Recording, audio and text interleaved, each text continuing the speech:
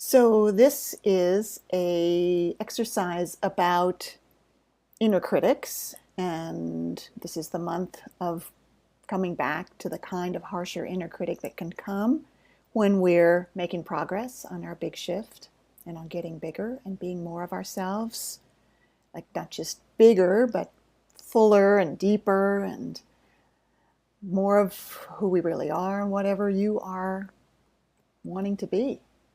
And if that scares something in you, and it probably does, then that can result in a harsher inner critic, and let's have some processes for dealing with that. So we started that last week. This week, it's especially on inner critics that show up as thoughts, two kinds of thoughts: predictions about the future, you will fail, and statements about your value or worth or who you really are or what you really are. So I'd recommend reading the paragraphs that you find below this video before you do the exercise. I don't know if you always do that, but this time it's actually really valuable to read that. And then let's do the exercise. Very good. Okay. So, letting awareness come to your body. Feeling your body supported. Feeling your legs and buttocks and back. Feeling your feet. I like to wiggle my toes, like I can really kind of dig my toes in. That lets my feet kind of really appear. They show up. Yeah, there's my feet. And I wiggle my body a little. Oh yes, there's my buttocks. So grounding, however it works for you. And to be here, to be present here and now. And being aware where and how in your body you're feeling something good right now, like relaxed, calm, open, alert, maybe even a little bit. You could feel lots of other things. You don't have to not feel the other things, but just noticing that you're also feeling lightness, or someplace that's relaxed, or someplace there's a little energy, even a little bit. And that's gathering a resource. Beautiful. And letting your awareness come inward and sensing in the inner area of your body. That includes your throat, chest, stomach, belly. There you go.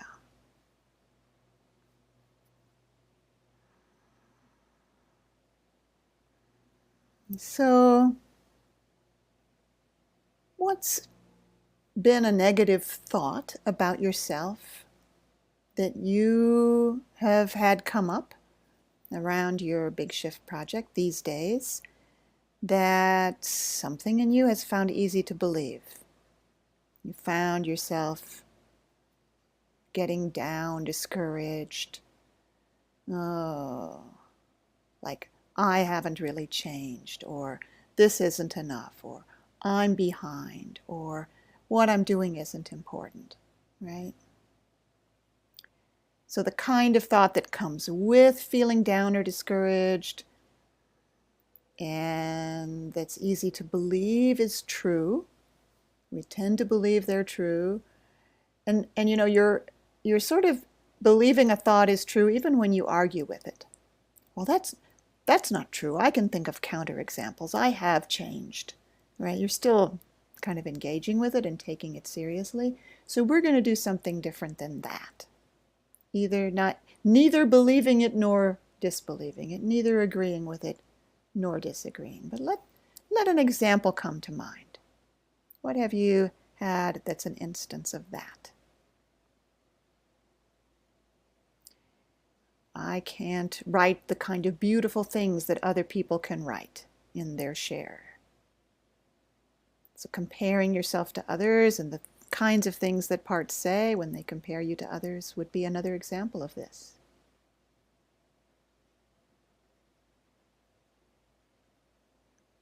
Or, it's no use, I can't do this, I can't do it enough, or I'm too old, right? It's too late. Those are kinds of thoughts as well. Let's have one. See if there's one like that. I'll never do this, or something inside saying to you, you'll never do this. There might not be literal words. It might be more of a feeling, like a discouraged feeling. So we're inviting it today. We're inviting the part that says it. We don't even know if the part that says it actually believes it, but we invite the part that says it. And notice that process. Is this the kind of thing you have sometimes believed when you heard it? I'm not getting anywhere. I'm not doing as well as others. Right? There's been a kind of something in you that believed it. Isn't it great that today we're not going to believe it? So good. All right. So just find a thought like that, a statement. It's too late. I'm too old. I can't do this. You can't do this. And use our presence language with it. I am sensing something in me is worried that I'm too old. So something in me is worried that, yeah, give that a try.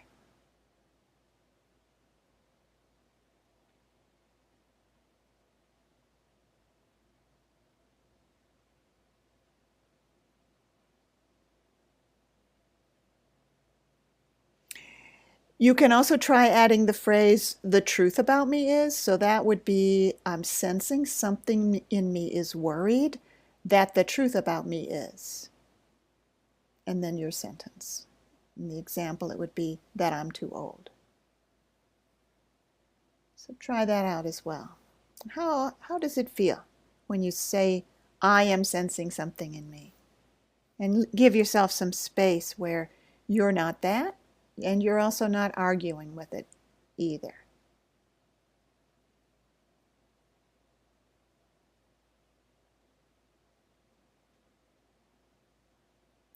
Now, if you start to feel like you're the one being talked to, like, that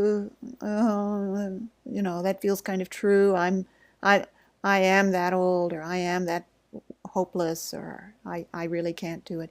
If that believing of it is really something you're starting to identify with, then let's notice that.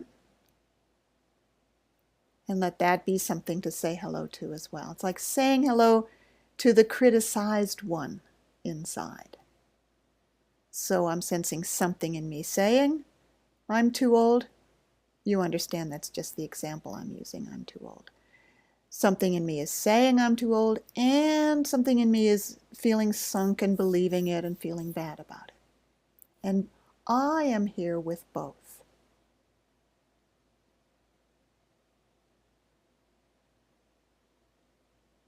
And turning a while to the one that feels like the recipient of the criticism, that feels so bad. That one, just be with it for a while, letting it know you hear it and you're with it.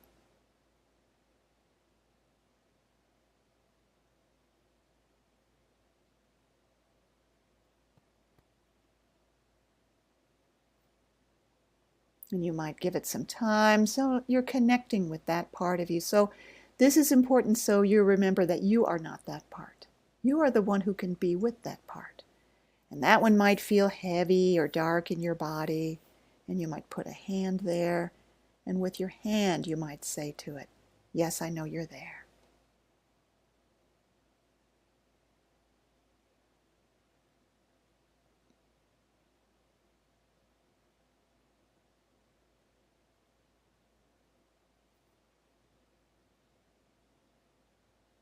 So give that all the time it needs, and then when you're ready, let's come back to the worried part.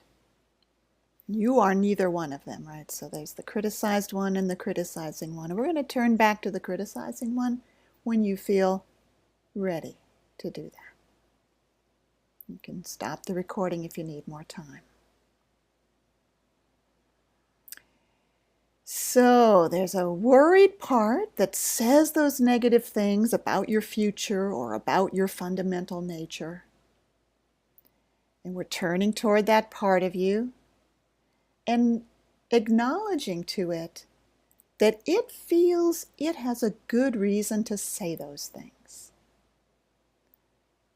Now that reason may have nothing to do with the truth or falsity. For example, that might be a part that says your project will never work, not because it believes it won't work, but because it doesn't want you to try. It doesn't like what would happen if you possibly fail. So it says it won't work. Do you see?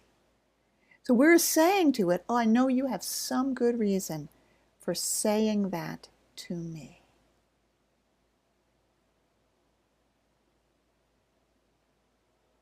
And then making a guess that it is probably worried about what will happen if it doesn't say those things to you. That's not what I'm guessing. You're probably worried what will happen if you don't say that to me. And I'd love to get to know more what you're worried will happen if you don't say that to me, if I don't hear you saying that to me.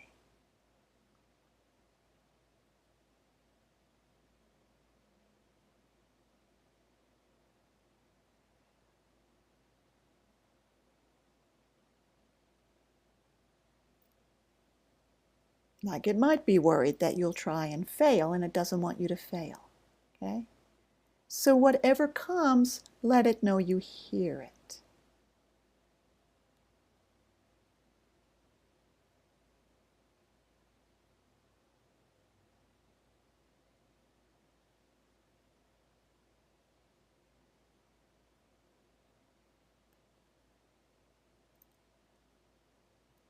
All right, and now with gentle curiosity, just really sensing, inviting this part to let you know what it's not wanting to happen to you if whatever, right, if that happens, like if it was that you'd fail, what it's not wanting to happen to you if you fail. The thing it already told you it was worried about, if that happens, what it's not wanting to happen to you then. And just take a little time with this because it probably won't have the answer ready. It'll need to really feel into it. What it doesn't want if that happens.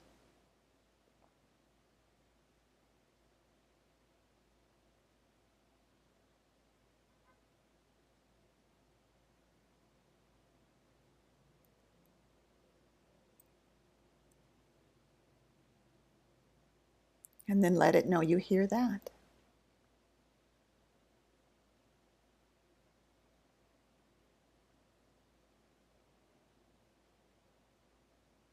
You might check with this part, the one you're talking to, the worried part, if it's starting to feel understood by you. And if it is, that'll probably bring a bit of softening. Like it starts to believe that you get that it's trying to help you.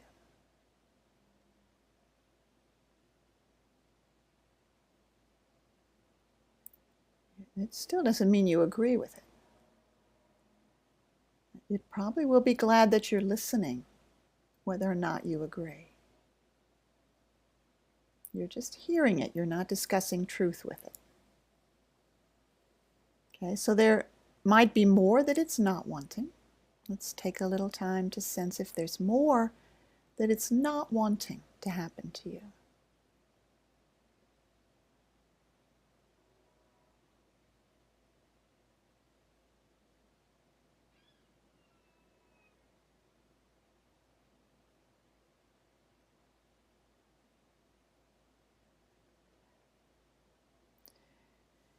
And if you have felt a bit of softening, you might sense now for what this part wants for you, like what positive experiences, what experiences it wants you to be able to have, and what feelings it wants you to be able to have.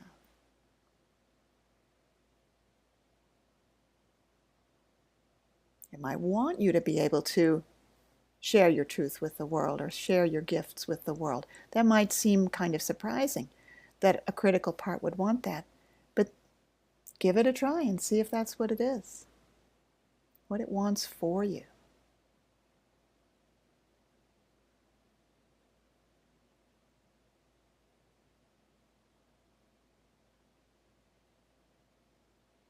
And if there's something positive it wants for you, let the feel of that come in your body. What it wants for you feels like this.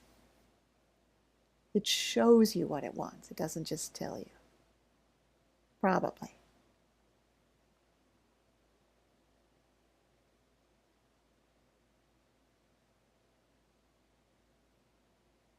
And that probably feels good, and if so, do enjoy it.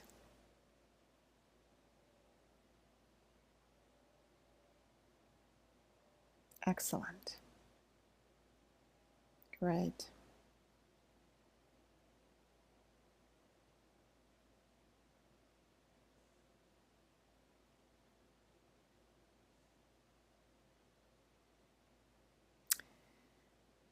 So, this is a familiar process. We've done this a number of times with inner critical parts.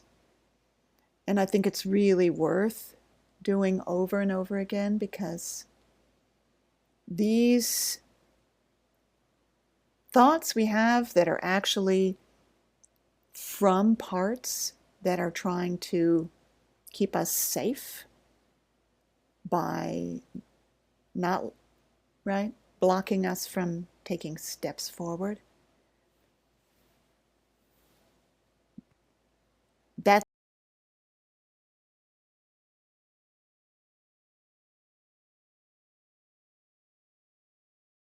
each time's a little different, and each time a little more comes. See if that was true today.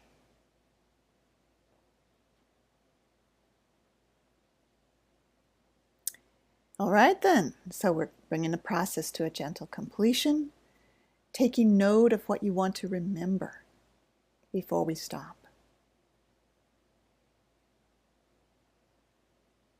And noticing how your body feels right now and if there's enjoyable feelings of lightness, expansion, spaciousness, relaxation, peace. You might invite that to keep going.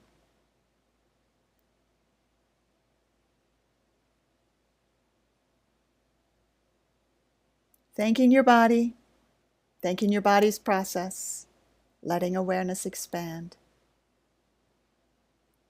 And when it feels right, letting your eyes come naturally open. Very good.